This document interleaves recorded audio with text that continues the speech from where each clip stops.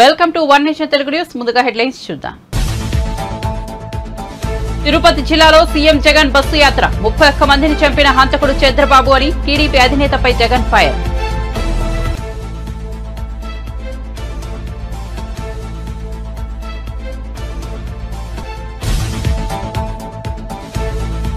Phone tapping వ్యవహారంలో KCR కుటుంబం BRS గుర్తింపు రద్దు చేయాలన్న కిషన్ రెడ్డి సంచలన వ్యాఖ్యలు. ప్రైవేట్ వ్యక్తుల ఫోన్లను ట్యాపింగ్ చేసి బెదిరించి డబ్బులు వసూలు చేశారన్న కిషన్ రెడ్డి.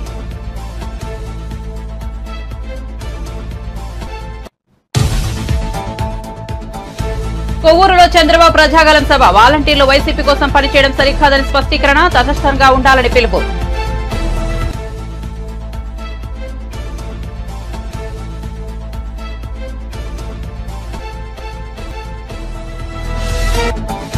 కేటీఆర్ లీగల్ నోటీసుల ద్వారా బెదిరించాలని చూస్తున్నారన్న MLA NM Srinivasa Reddy. Phone tapping వ్యవహారంలో విచారణ కోసం తాము అడుగుతుంటే పరువు తీశారని కేటీఆర్ అనడం విడ్డూరమని వ్యాఖ్య.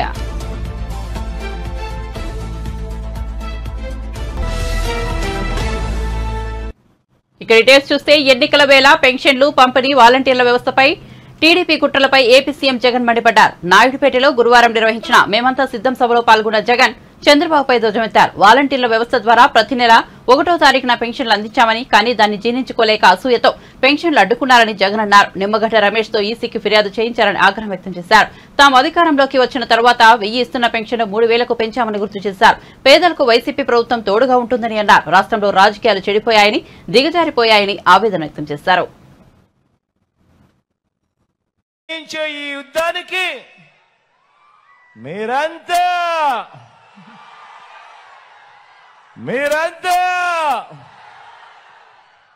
సిద్ధమేనా అని అడుగుతాను. మీరంతా కూడా చూశారు వీళ్ళ అహంకార ధోరణిని. ఏ రకంగా వాళ్ళంతా కూడా సిగ్గు లేకుండా చెప్పుకుంటా ఉన్నారో మీరంతా కూడా గమనించారు. ఇంతటి దుర్మార్గులైన ఇంతటి దుర్మార్గం చేసినందువల్ల ఇప్పటికే గత కొద్ది రోజులుగానే నిన్న ఈరోజు ఈ మధ్యకాలంలోనే ఏకంగా 31 మంది అవ్వాతాతలు పెన్షన్లు అందుకునే పరిస్థితిలో అందుకోలేక, నడచలేక, అవస్థ పడలేక ఏకంగా 31 మంది ప్రాణాలు విడిచిన పరిస్థితులు కేవలం ఈ 2 రోజుల్లో. 31 మందిని చంపిన ఈ చంద్రబాబు నాయుడు గారిని హంతకుడు అందామా, లేకపోతే అంతకన్నా దారుణమైన పదం ఏదైనా ఉంది అంటే అదందామా అని చెప్పి ఆలోచన చేయమని కోరుతా ఉన్నా. నేను అడుగుతా ఉన్నా ఇదే చంద్రబాబు నాయుడు. అయ్యా చంద్రబాబు నాయుడు గారు, ఈ రాష్ట్రంలో 66 లక్షల మంది పెన్షన్ తీసుకుంటా ఉన్నారు. అవ్వ తాతలు ఉన్నారు, వితంతు అక్క చెల్లెమ్మలు ఉన్నారు, నా దివ్యాంగులు ఉన్నారు. వీరందరికీ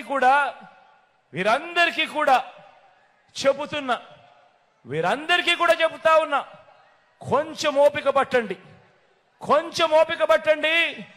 జూన్ 4వ తారీఖున మళ్ళీ మీ బిడ్డ ప్రభుత్వం వస్తుంది.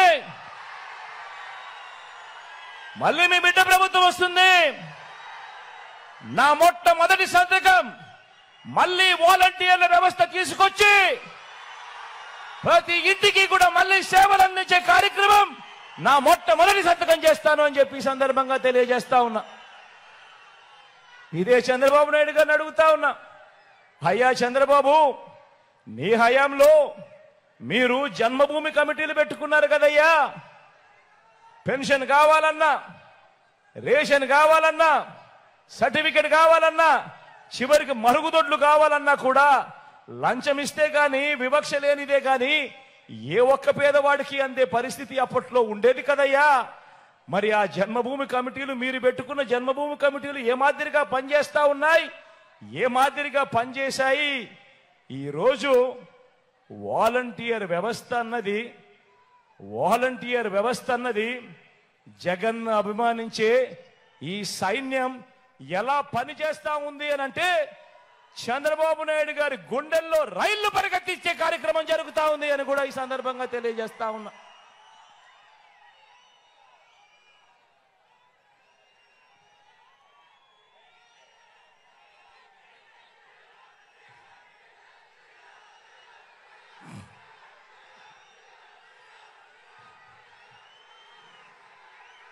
ఇంతమందికి అండగా నిలబడ్డాం కాబట్టి, ఇంతమందికి అండగా తోడుగా నిలబడ్డాం కాబట్టి ఈరోజు మీ బిడ్డ జగన్కి. టీడీపీ అధినేత చంద్రబాబు నాయుడు తూర్పుగోదావరి జిల్లా కొవ్వూరులో ప్రజాగళం సభకు హాజరయ్యారు. ఈ సందర్భంగా ఆయన ప్రసంగిస్తూ రాష్ట్రంలో ప్రభుత్వ వ్యతిరేక ఓటును చెల్లనివ్వకూడదని పవన్ కళ్యాణ్ మొదటి నుంచి చెబుతున్నారని, ప్రజల కోసం రాజకీయాల్లోకి వచ్చిన మనిషి పవన్ కళ్యాణ్ అని కొనియాడారు. కేంద్రంలో మళ్లీ వచ్చే పార్టీ బీజేపీనని, రాష్ట్రాన్ని కాపాడుకోవాలన్న ఉద్దేశంతో ఏపీలో టీడీపీ, జనసేన, బీజేపీ ఒక కూటమిగా కలిశాయని వెల్లడించారు. ఇక్కడ రాజమండ్రి నుంచి కూటమి అభ్యర్థిగా బీజేపీ నేత పురంధేశ్వరి పోటీ చేస్తున్నారని, రాజానగరం, నిడదవోలు అసెంబ్లీ స్థానాల్లో జనసేన అభ్యర్థులు పోటీ చేస్తున్నారని వివరించారు. బీజేపీ అభ్యర్థి ఎంపీగా పోటీ చేస్తున్నారు పురంధేశ్వరి గారు. జనసేన అభ్యర్థులు ఇద్దరు పోటీ చేస్తున్నారు. రాజానగరం ఏ నియోజకవర్గం, ఇంకోటి నిడదవోలు. కడం 5 ఇంకొక సీటు బీజేపీకి ఇచ్చాం కానీ అది ఇంకా డిసైడ్ కాలేదు. కడం సీట్లు తెలుగుదేశం పార్టీ పోటీ చేస్తున్నాం. ఏం తమ్ముళ్ళు హుషారుగా ఉన్నారా అని మిమ్మల్ని అడుగుతున్నా. నేను మిమ్మల్ని అందరినీ చైతన్యవంతులు చేయడానికి వచ్చాను. మీ ఉత్సాహం చూసి నన్ను ఉత్సాహపరచడానికి మీరు ఇక్కడికి వచ్చారు. చంద్రన్న సాగిపో, మీ ఎంట మేము ఉన్నామని సంఘీభావానికి వచ్చిన మీ అందరికీ పేరు పేరున మనస్ఫూర్తిగా నమస్కారాలు. మీరెట్టయితే ఎండ కూడా లెక్క పెట్టుకోరు, నేను కూడా ఎండ వాన ఏమీ లెక్క పెట్టుకోవడం లేదు. మీకోసం, మీ బిడ్డల కోసం పనిచేసే కూటమికి మద్దతు ఇస్తామని మరొక్కసారి మీ అందరి అభిమానం చూపించాల్సిందిగా కోరుకుంటున్నాను. తమ్ముళ్ళు, ఆడబిడ్డలు, జగన్ రెడ్డికి శవ రాజకీయాలు చేయడం అలవాటు, అవునా కాదా? వైసీపీ డిఎన్ఏలోనే శవ రాజకీయం ఉంది. వాళ్ళ వారసత్వమే శవ రాజకీయం. ఎవరైనా మంచి పని చేసి నాకు ఓటేమని అడుగుతారు. కొంతమంది మనుషులు చంపేసి దండేసి ఎదుటి వాళ్ళ పైన పెట్టి ఓటు అడిగే దుర్మార్గుడు ఈ జగన్మోహన్ రెడ్డి. అవునా కాదా? అవునా కాదా? అవునా కాదా? వీళ్ళ తండ్రి చనిపోయాడు హెలికాప్టర్ యాక్సిడెంట్ లో. ఏం తమ్ముళ్ళు, హెలికాప్టర్ యాక్సిడెంట్ చనిపోతే ఏమన్నాడు ఆ రోజు? మా తండ్రిని చంపేశారన్నాడా లేదా? రిలయన్స్ అధినేత చంపాడు అన్నాడా లేదా? వాళ్ళ షాపుల మీద దాడి చేశాడా లేదా? ఫోన్ ట్యాపింగ్ వ్యవహారంపై కేంద్ర మంత్రి, బీజేపీ తెలంగాణ రాష్ట్ర అధ్యక్షుడు కిషన్ రెడ్డి సంచలన వ్యాఖ్యలు చేశారు. ఫోన్ ట్యాపింగ్ వ్యవహారంలో కేసీఆర్ ఆయన కుటుంబ సభ్యుల ప్రమేయం ఉందని తీవ్ర ఆరోపణలు చేశారు. ప్రైవేట్ వ్యక్తుల ఫోన్లను ట్యాపింగ్ చేసి వారిని బెదిరించి డబ్బులు వసూలు చేశారని ఆరోపించారు. గురువారం హైదరాబాద్ లో మీడియా సమావేశంలో మాట్లాడుతూ పోలీసుల విచారణలో ప్రభుత్వ ఫోన్లు ట్యాప్ చేశారని తేలిందని పేర్కొన్నారు. దేశ భద్రతకు భంగం కలిగేలా ఫోన్ ట్యాపింగ్ వ్యవహారం ఉందని మండిపడ్డారు. పారిశ్రామికవేత్తలు, వ్యాపారస్తులు, సమాజంలోని ప్రముఖులు ఫోన్లను ట్యాప్ చేశారన్నారు. రాజకీయాలకు సంబంధం లేని వారి ఫోన్లను కూడా ట్యాప్ చేశారని మండిపడ్డారు.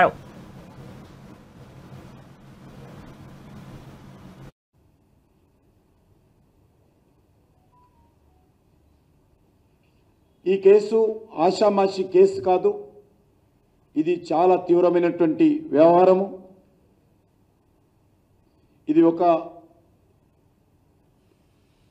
రాజకీయపరమైనటువంటి కక్ష సాధింపు చర్య మాత్రమే కాదు, రాజకీయపరమైనటువంటి లబ్ధి పొందడం కోసం చేపట్టినటువంటి ఫోన్ ట్యాపింగ్ వ్యవహారం మాత్రమే కాదు. ఇందులో వ్యక్తిగత గోప్యత,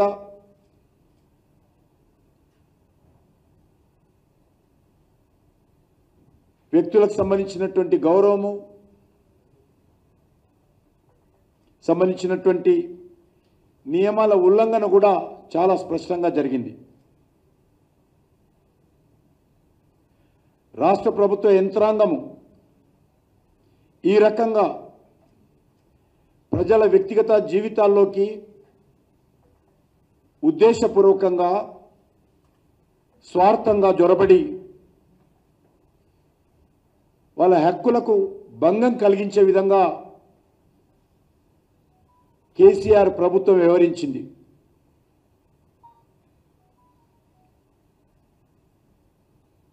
రెండు 2018 శాసనసభ ఎన్నికల్లో, 2019 పార్లమెంట్ ఎన్నికల్లో, ఆ తర్వాత జరిగినటువంటి దుబ్బాక శాసనసభ ఎన్నికల్లో,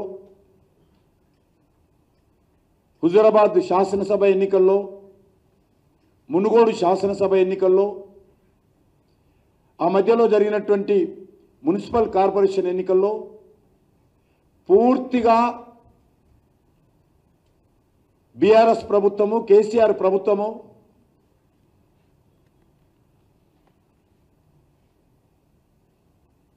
ఎలక్షన్ కమిషన్ నియమావళికి విరుద్ధంగా, ఎలక్షన్ కమిషన్ యొక్క ఆదేశాలను ఉల్లంఘిస్తూ, వైలేట్ చేస్తూ ఆ రోజు బీఆర్ఎస్ ప్రభుత్వం వివరించింది. ముఖ్యంగా ప్రతిపక్ష పార్టీలకు సంబంధించినటువంటి ఫోన్లను ఇష్టారాజ్యంగా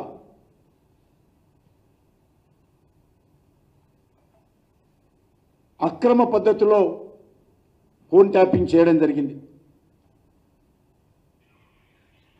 మీకు తెలుసు, 2020 అక్టోబర్లో జరిగినటువంటి దుబ్బాక ఉప ఎన్నికల్లో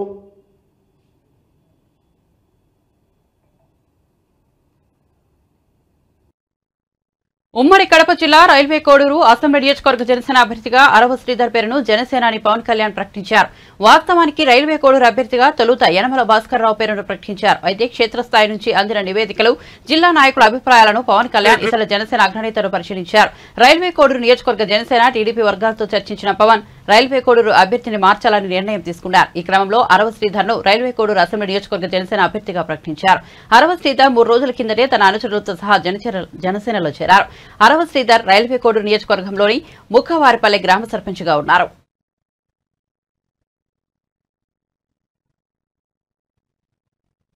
BRS working president KTR legal నోటీసులు ఇవ్వడం ద్వారా బెదిరించాలని చూస్తున్నారని మహబూబ్ నగర్ ఎమ్మెల్యే ఎన్ఎం శ్రీనివాసరెడ్డి మండిపడ్డారు. ఫోన్ ట్యాపింగ్ వ్యవహారంలో పూర్తి స్థాయిలో విచారణ జరపాలని తాము డిమాండ్ చేస్తుంటే పరువు తీశారని కేటీఆర్ అనడం విడ్డూరంగా ఉందన్నారు. ఫోన్ ట్యాపింగ్ బాధితులుగా తాము ఫిర్యాదు చేశామన్నారు. ఆధారాలు చూపించినందునే పోలీసులు విచారిస్తున్నట్టు చెప్పారు. తాను కనుక కేటీఆర్ స్థానంలో ఉంటే ఫోన్ ట్యాపింగ్ వ్యవహారంలో తన పాత్ర లేదని పోలీసు అధికారులకు లేఖ రాసి వివరణ ఇస్తానని తెలిపారు. కానీ కేటీఆర్ మాత్రం లీగల్ నోటీసులు ఇచ్చి బెదిరించాలని చూస్తున్నారని మండిపడ్డారు. కాగా ఫోన్ ట్యాపింగ్ విషయంలో తనపై తప్పుడు ఆరోపణలు చేస్తున్నారంటూ మంత్రి కొండా సురేఖ, ఎమ్మెల్యే ఎన్ఎం శ్రీనివాసరెడ్డి, కేకే మహేందర్ రెడ్డిలకు కేటీఆర్ లీగల్ నోటీసులు పంపించారు. చేసి పక్కన కూర్చొని మేము స్ట్రాటజిస్టులము, మేము స్ట్రాటజీ చెప్తామని చాలా మంది తయారయ్యారు. ఇప్పుడు మీ ఎమ్మెల్యేలు ఎంపీలు ఎక్కడ గ్రౌండ్లో కూర్చొని ఉన్న వాళ్ళు మునుగోడు ఎలక్షన్లలో మీరు ఎంపీటీసీకి ఒక్కొక్క ఎమ్మెల్యేని ఎంపీని ఇచ్చిండ్రు. వాళ్ళు నియోజకవర్గంలో లేకుంటే కూడా ఇమ్మీడియట్గా మీరు ఫోన్లు చేసిండ్రు. వాళ్ళ ఫోన్లు ట్యాప్ చేయకుంటే, వాళ్ళ లొకేషన్లు మీరు ట్రేస్ చేయకుంటే, వాళ్ళు ఉన్న ఎంపీటీసీ పరిధిలో ఉన్నారా లేదా బయటికి పోయిందనేది మీకెట్టా తెలుస్తుంది మహాశయ? ఇవన్నీ తార్కాణాలు కాదా? మా మీద ట్యాప్ చేసిందనేది అత్యంత సహజం. విచిత్రం ఏంటంటే మీ పార్టీ ఎమ్మెల్యేల మీద కూడా ట్యాపింగ్ అస్త్రాన్ని ప్రయోగించిండ్రు, మీ మంత్రుల మీద ప్రయోగించిండ్రు. లాస్ట్కు వచ్చే కథనాలు వింటా ఉంటే మళ్ళీ ఇంకో లీగల్ నోటీస్ ఇస్తావేమో, ఇచ్చే అది కూడా తీసుకుంటా. మీ కుటుంబ సభ్యుల మీదనే ఒకరి మీద ఒకరు ట్యాపింగ్ అస్త్రాన్ని ప్రయోగించిండ్రు అని చెప్పి బయట అనుకుంటా ఉన్నారు. మరి అనుకున్న విషయం నేను ఇప్పుడు మీడియా ద్వారా చెప్తున్నా కాబట్టి ఇంకో లీగల్ నోటీస్ అది కూడా తీసుకుంటా. ఇక ఒకటే లాయర్కి 5-6 ఇస్తే నాకు ఫీజు కూడా తగ్గుతుంది. తర్వాత అదే మునుగోడు ఎన్నికలలో ఫామ్ హౌస్లో 3 ఎమ్మెల్యేలు మాట్లాడుతున్న మాటలు మీరు ట్యాప్ చేసింది వాస్తవమా కాదా? 3 మీ ఎమ్మెల్యేలు మునుగోడు ఎలక్షన్ జరుగుతుంటే బయటకు వచ్చిన విషయం మీకు ఎట్ట తెలిసింది? ప్రగతి భవన్ గడిలో నాకైతే అర్థం కాలేదు. వాళ్ళ ఫోన్లు ట్యాప్ చేసుకొని వాళ్ళు మాటలు మాట్లాడుకుంటేనే కదా మీకు తెలిసింది. మరి అది నేరమే కదా. ఇంతకంటే సాక్ష్యం ఏమన్నా కావాలా? అది తెలిసి విని దాన్ని పెద్ద కథ అల్లినావు కదా, ఎవరో వచ్చిండ్రు, కొనుక్కోవడానికి వచ్చిండ్రు, అది వచ్చిండ్రు, ఇది వచ్చిండ్రు అని. సరే, అప్పుడు పోలీసు వాళ్ళతోటి కూడా అబద్ధాలు చెప్పించినావు పాపం. వాళ్ళు ఇప్పుడు తలకాయలు వాళ్ళ కొట్టుకుంటున్నారు, ఏం చేయాలి, ఇప్పుడు మారింది ప్రభుత్వం అని చెప్పి. అదొక అంశం పక్కన పెడదాం. సాక్షాత్తు ముఖ్యమంత్రి గారే ఆ రోజు ఒప్పుకున్నారు కదా, మేము ఎమ్మెల్యేల ఫోను ట్యాపింగ్ చేసినాము, ఆ రికార్డింగ్స్ మేము విన్నాము అని చెప్పి పత్రికా మిత్రుల సాక్షిగా విలేకరుల సమావేశం ఏర్పాటు చేసి దాన్ని ప్లే చేసి, రికార్డ్ చేసింది ప్లే చేసి మీకు వినిపించిండ్రు కదా. మరి అది సాక్ష్యం కాదా? మీరు టెలిఫోన్ ట్యాపింగ్కు పాల్పడ్డారు మీ కుటుంబం అని, దానికి ఇంతకంటే ప్రబలమైన సాక్ష్యం ఏం కావాలి? గతంలో ప్రభుత్వాలు చేయలేదా అని చెప్పి నువ్వు పెద్ద క్వశ్చన్ మార్క్ చేసినావు దీర్ఘంగా. అయ్యా, బ్రిటిష్ వాళ్ళు ఉన్నప్పుడు కూడా ఇంటెలిజెన్స్ వ్యవస్థలు పనిచేసేవి. స్వాతంత్రం వచ్చినాక ఇంటెలిజెన్స్ వ్యవస్థలు పనిచేసినాయి, చేస్తాయి. ఎప్పుడు కూడా హ్యూమన్ ఇంటెలిజెన్స్ కావచ్చు, టెక్నాలజీతో చేరే ఇంటెలిజెన్స్ కావచ్చు, తీవ్రవాదుల మీద, అతివాదుల మీద, సమాజ శ్రేయస్సుకు భంగం కలిగించే వ్యక్తుల మీద, వాళ్ళ మీద చేస్తారు, భవిష్యత్తులో కూడా చేస్తాయి. కానీ మీలాగా పొలిటికల్ అపోనెంట్స్ ఫోన్లు ట్యాప్ చేసే కుసంస్కారులు మాత్రం ఎవరు కూడా ఈ తెలంగాణలో అధికారంలో ఉన్నవాళ్ళు కానీ, ప్రతిపక్షంలో ఉన్నవాళ్ళు కానీ, సమైక్య ఆంధ్రప్రదేశ్లో ముఖ్యమంత్రులుగా ఉన్నవాళ్ళు ఏ రోజు చేయలే.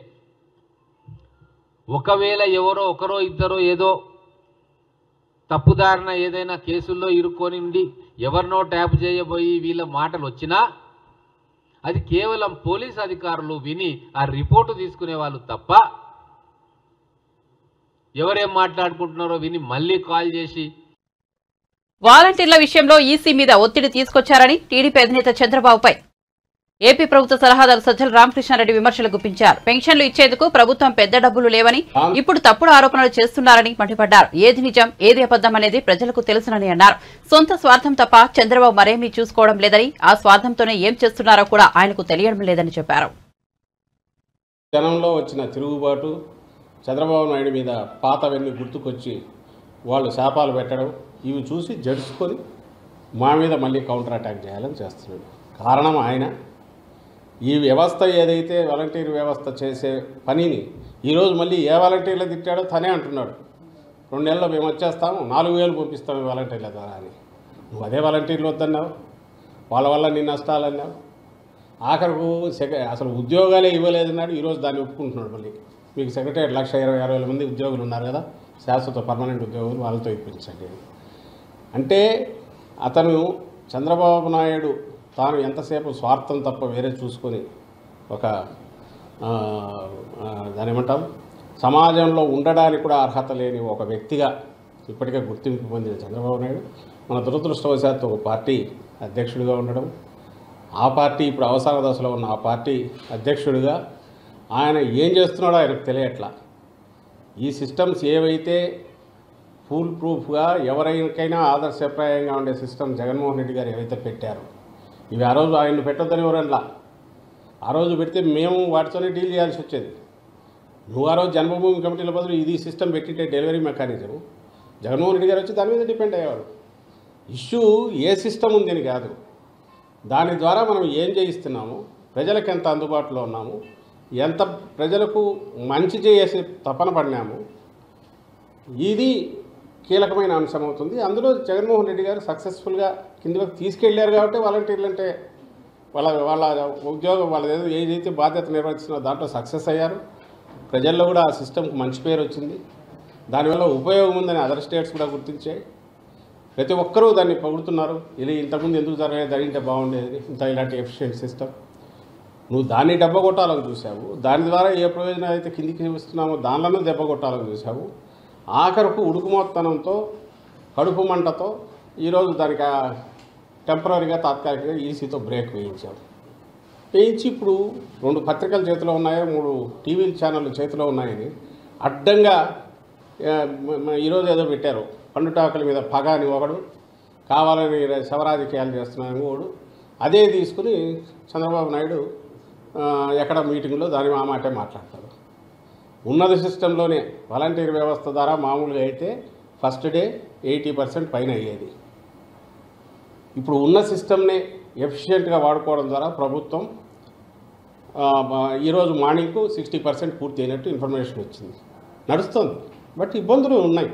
ఎందుకంటే ఇంటి దగ్గరికి తెచ్చి ఇవ్వడానికి నడవలేని వాళ్ళకు, ఓల్డ్ వీళ్ళకు, పీపుల్కు, వికలాంగులకు, అలాగే వాళ్ళు వెళ్ళి తెచ్చుకోవాల్సి రావడం మధ్య వైఎస్ఆర్సీపీ అరాచకాలకు భయపడేది లేదని టీడీపీ అధినేత చంద్రబాబు సత్యమణి నారా భువనేశ్వర్ ఉద్ఘాటించారు. నిజం గెలవాలి యాత్రలో భాగంగా ఆమె వైఎస్ఆర్ జిల్లా ప్రొద్దుటూరులో పర్యటించారు. చంద్రబాబు అరెస్టు నేపథ్యంలో మనస్తాపంతో పెద్దిశెట్టిపల్లిలో మరణించిన టీడీపీ కార్యకర్త కూరబాటి రాధా కుటుంబాన్ని ఆమె పరామర్శించారు. ఈ కుటుంబానికి భరోసా కల్పించారు. ఉండేదే 2 ఎకరాలు. ఆయన చాలా అభిమానుడు. మన అన్నగారు నందమూరి తారక రామారావు గారు అంటే ఆ 2 ఎకరాల్లో ఆయన విగ్రహం పెట్టుకున్నారు. ఆయన తెలుగుదేశం పార్టీ కోసం చాలా ప్రచారం గాని ఆయన ఏమన్నా చేసేవారు పార్టీ కోసం. అట్లాంటి వ్యక్తిని అక్కడ ఈ ప్రభుత్వం లీడర్ వైసీపీ లీడర్లు పట్టుకుని జై జగన్ జై వైసీపీ అంటే కూడా ఇక్కడ కత్తి పెట్టి బెదిరిస్తే కూడా వెనకాడలేదు. ఆయన ఒకటే చెప్పాడు, జై చంద్రబాబు జై తెలుగుదేశం అని. అక్కడితో ఆఖరి వరకు ఆయన ఇదే చెప్తా ఉన్నారు. అక్కడితో ఆయన చంపేశారు, కత్తితో ఆయన నరికేశారు. అది వీళ్ళు చేసే అరాచకం మన తెలుగుదేశం కార్యకర్తల మీద. మీరందరూ ఇవన్నీ గుర్తుంచుకుని మీరు చాలా ధైర్యంగా ముందుకెళ్ళాలి.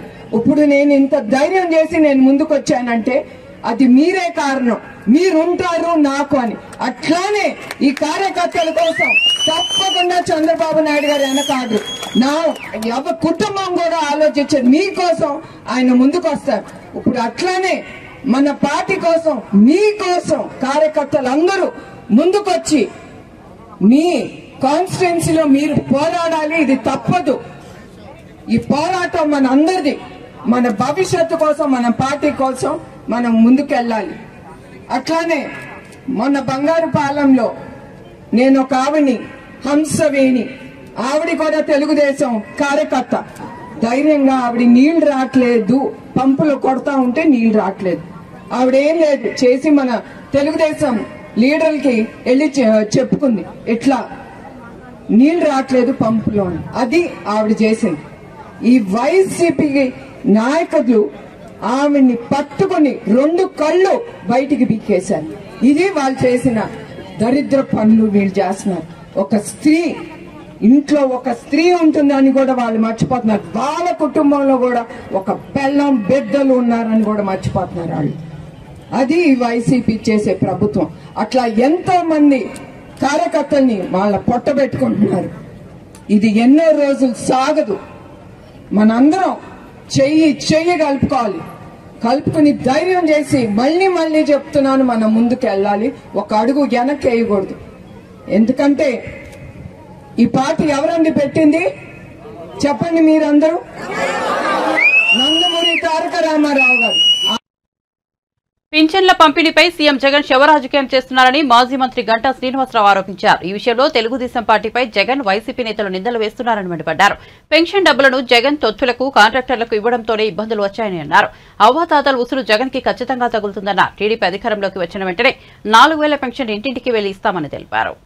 లేట్ కావడం వల్ల ఆలస్యంగా సపోర్ట్ చేసిన అభ్యర్థిగా నేను వాళ్ళకి మనస్ఫూర్తిగా ఈ జాయినింగ్స్ అని కూడా ప్రభుత్వ భవనాన్ని ప్రభుత్వం కూల్చేయడం మనం చూస్తా ఉన్నాం.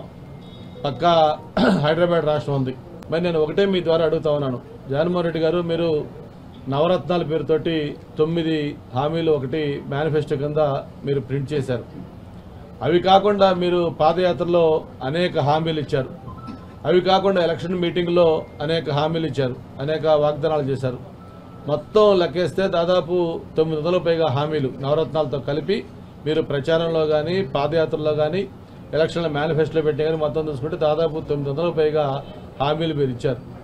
వాటిల్లో మొత్తం పాయింట్ వైజ్గా మీరు ఏ హామీని మీరు తప్పారు, ఏ హామీ మీరు అమలు చేయకుండా చితకలు పడ్డారు, ఏమేమి మీరు కొంచెం పార్టీలు చేశారు, ఏమేమి పూర్తిగా చేశారు, అన్నీ కూడా మేము ఈ పాటికి ఒక వైట్ పేపర్ రిలీజ్ చేశాం మీకు. అవన్నీ మనం చూసుకుంటే 85.5% హామీలు మీరు విఫలం చెందారు.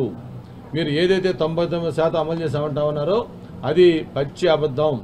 మీకు ఉదాహరణకి మీరు చెప్పిన నవరత్నాల్లోనే సంపూర్ణ మద్యపాన నిషేధం. మిమ్మల్ని ఒకటే అడుగుతా ఉన్నాను, మరి సంపూర్ణ మద్యపాన నిషేధం ఏమైంది?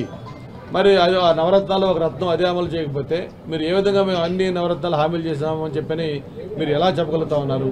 ఈరోజు మద్యపాన నిషేధం ఏమైంది?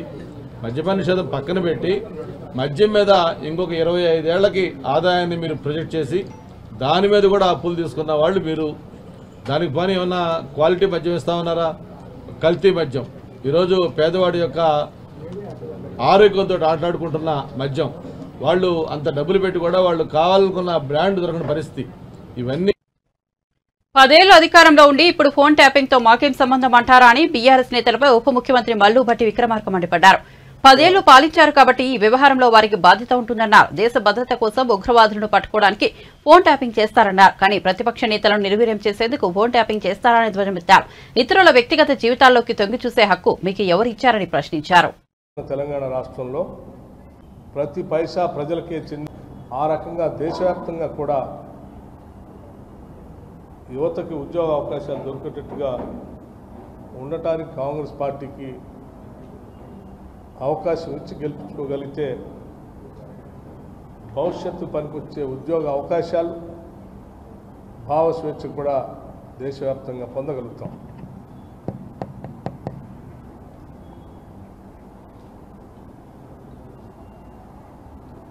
ఈరోజు చాలామంది నాయకులు చెప్పిన వాగ్దానాలన్నింటినీ పూర్తిగా మర్చిపోయి వారి స్థాయి ప్రతి జిల్లాకి దశాబ్ద కాలం కూల్చేస్తాం. ఓపెన్గా విన్నారు కదా మీరు, వాళ్ళ మాటలు విన్నారు మీరు. ఫిరాయింపులు కాదు, ఈ పార్టీ ఈ ప్రభుత్వాన్ని నిలబెట్టడం. తర్వాత ఏమంటారు, సామాజిక పింఛన్ల పంపిణీకి ఇతర శాఖల అధికారులను వినియోగించకుండా వైఎస్ఆర్సీపీ ప్రభుత్వం శవరాజకీయాలు చేస్తోందని టీడీపీ ఎమ్మెల్యే కోటంరెడ్డి శ్రీధర్ రెడ్డి విమర్శించారు. వాలంటీర్లతో పింఛన్లు పంపిణీ చేయకూడదని మాత్రమే ఈసీ చెప్పిందని ఆయన స్పష్టం చేశారు.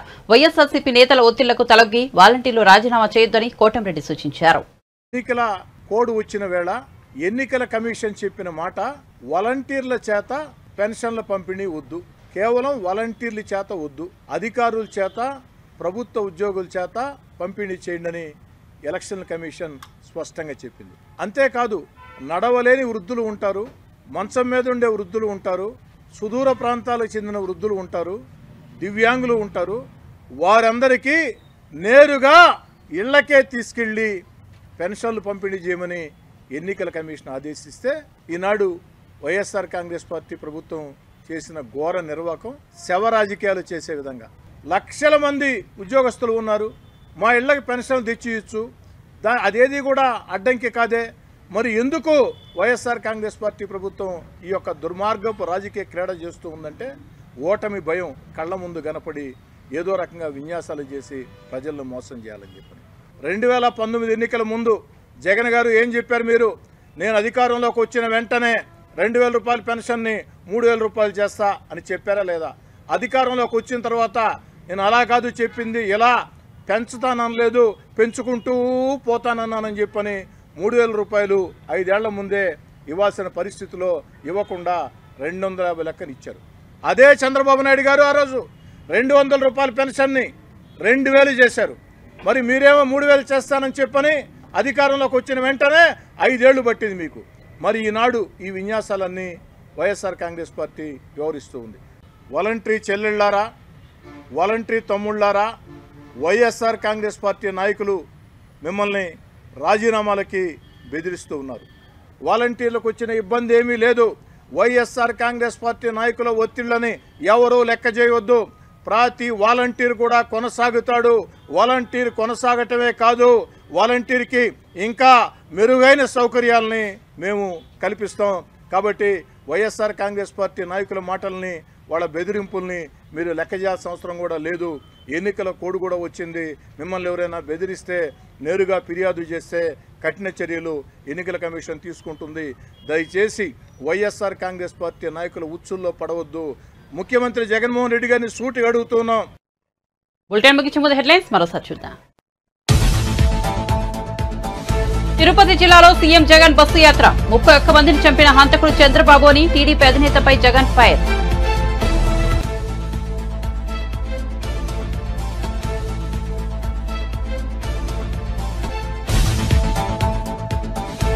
ఫోన్ ట్యాపింగ్ వ్యవహారంలో కేసీఆర్ కుటుంబం బీఆర్ఎస్ గుర్తింపు రద్దు చేయాలని కిషన్ రెడ్డి సంచలన వ్యాఖ్యలు. ప్రైవేట్ వ్యక్తుల ఫోన్లను ట్యాపింగ్ చేసి బెదిరించి డబ్బులు వసూలు చేశారన్న కిషన్ రెడ్డి.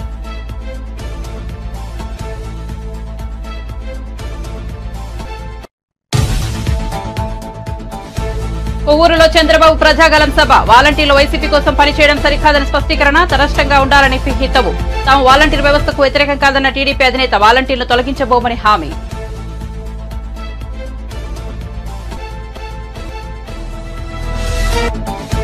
కేటీఆర్ లీగల్ నోటీసుల ద్వారా బెదిరించాలని చూస్తున్నారన్న MLA NM Srinivasa Reddy. Phone tapping వ్యవహారంలో విచారణ కోసం తాము అడుగుతుంటే పరువు తీశారని కేటీఆర్ అనడం విడ్డూరమని వ్యాఖ్య.